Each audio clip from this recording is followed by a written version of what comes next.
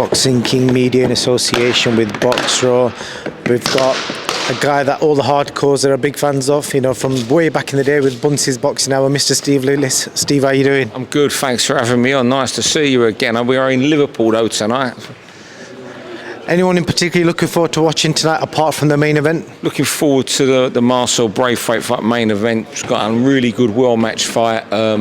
You know, it's time now for Marcel to make his move, and I always look forward to seeing Boris Crichton, who's on the bill tonight. He's quite exciting. He reminds me a little bit of, I don't mean this disrespectfully, like a poor man's Jamie Cox, the way he fights. He comes out banging, but when the sting does go out of his shots, but he's wildly exciting, super fit, and I always enjoy watching him. A name like Boris, easy to market. Easy to market, Boris, but you wouldn't think Boris was born in Cameroon and now from Edinburgh or Glasgow. I think he might live in, but he lived, no, Aberdeen, sorry, he comes from, I think, Aberdeen, but I like Boris. Anyone else you're looking forward to on the card? I think it's a 7-fight solid card. 6 fights now. I think Junior Thompson's off.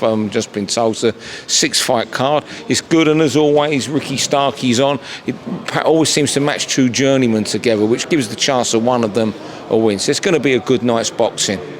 Sure is. Pat Barrett don't mess about with his shows.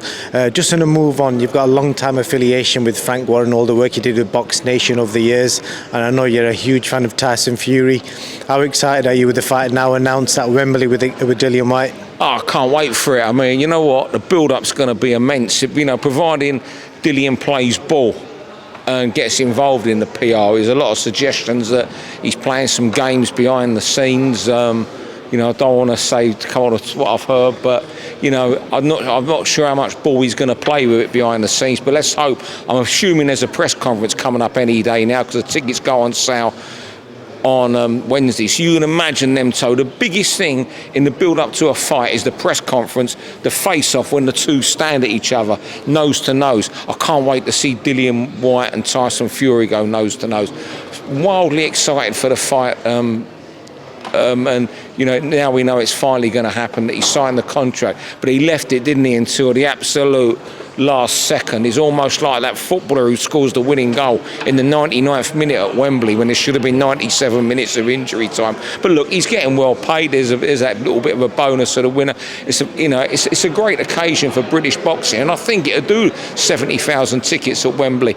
You know, BT pay-per-view should do, you know, they're talking of 1 million. Whether it reaches that, I don't know. I mean, they'll do a great job, BT Sport, promoting it. That there's absolutely no doubt. I know the people there. There's fantastic people there. But where they're always that little bit short, Sky Sports have that that arm of Sky Sports News, 24-hour rolling channel.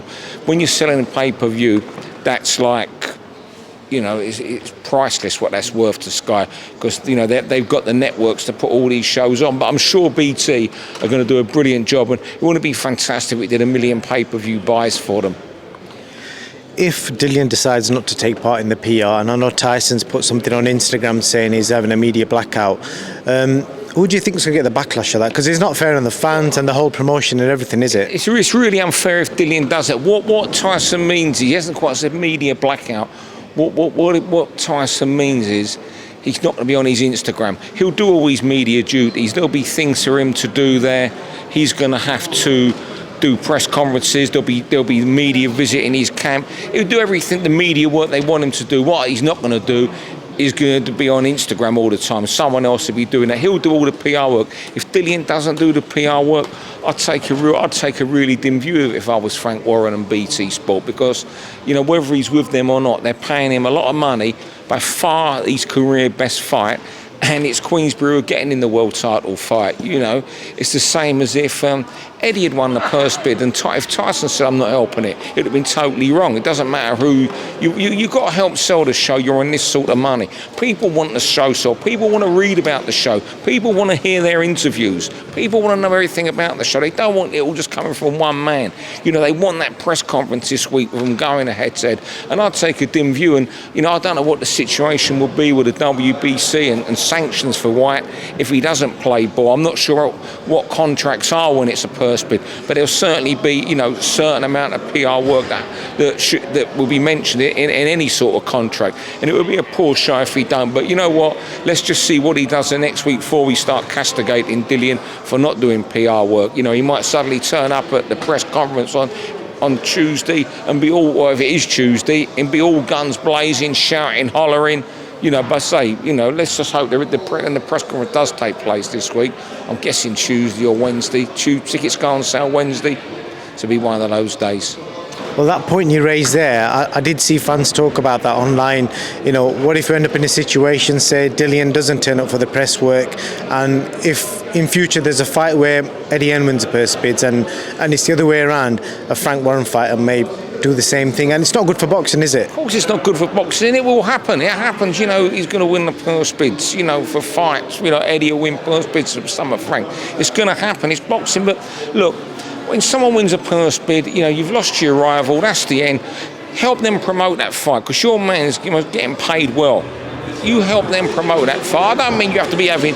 Look, I don't expect Tyson Fury or Dillian White to be opening their camp every 5 minutes to media. But if there's the press conference now, the press conference fight week, various conference calls on phone lines and Zoom lines, to, you know, a couple visits to training camps, all the access BT and ESPN need, give them to it. You don't have to open your camp up every day, and I wouldn't expect that. But you've got to help sell the show. You know, it's a major sporting event at Wembley, at the National Stadium. You know, don't the public deserve to have the fight sold to them so they can hear what the fighter's got to say? I want to hear what Dillian White's got to say and what he does in interviews. I'm sure you do. You know, and no, it doesn't matter who's promoting it. You should always promote the fight if it's a purse bid fight. Always promote it, and it didn't matter who won the purse bid. Both fighters should be, you know, hell-bent on promoting the life out of this, because what they got to look at, that's good for boxing, because them promoting the fight madly might bring in new fans. And if we're still a minority sport, whether you like it or not, most people are only interested in the big fights. It might bring in new fans. It might encourage a kid to take up boxing. It might encourage people to buy a ticket for Pat Barrett's next show here. It might encourage people to buy tickets for Steve Goodwin's next show at York Hall. It might encourage people to go to Steve Wood's show at Bolton in 2 weeks. Fair point. Last question, Steve. All them years ago, you did an interview with Tyson, which even now I still get goosebumps watching it, and I felt the lump in your throat when he asked him. You know, you said, "Is Big Papa going to come back?" I think he said that.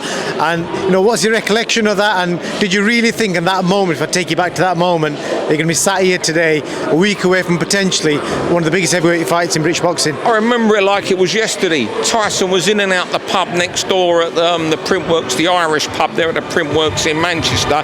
He come to see the Terry Flanagan public workout, and he was with some friends in and out the bar watching bits of Terry. He did the interview, and looking at him, did I think he was going to come back? Of course I never thought he was going to come back. If you're weighing 27, 28 stone, you know, you're in the pub, how do you think he's going to come back? Come back and do what he... And if you said he'd come back, I would have said you're talking rubbish. If you said he was going to have one of the most greatest trilogies in heavyweight boxing with Deontay Wilder, where in the first fight he would be knocked out and then jump up and then fight back. Second fight, do what he did, absolutely annihilate him, and in the third fight be involved in one of the most thrilling heavyweight fights of all time. I would have sent you to the local psychiatric unit and asked them to keep you in, not for a month, forever. Well put, and obviously it's happening next week, so thank you for your time today, mate. Anytime for you, my friend, anytime. We'll catch up soon, Steve. We will, whenever you like.